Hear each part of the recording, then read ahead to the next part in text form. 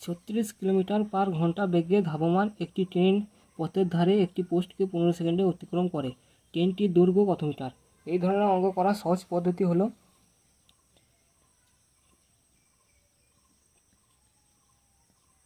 ট্রেনটির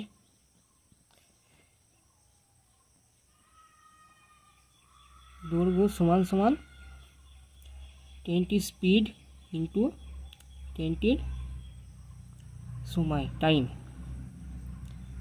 এখানে ট্রেনটির স্পিড হচ্ছে 36 কিলোমিটার/ঘন্টা বেগ এবং টাইম হচ্ছে 15 সেকেন্ড, কিন্তু এখানে উত্তর চেয়েছে মিটারে, তাই 36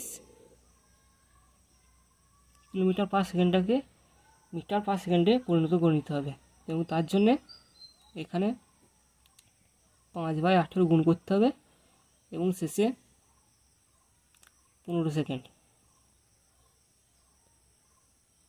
এবং কাটাকাটি করলে হবে 18 দুগুণে 36 সমান সমান 2 গুণিত 5 গুণিত 15 সমান সমান 15 5 75, 75 দুগুণে 150।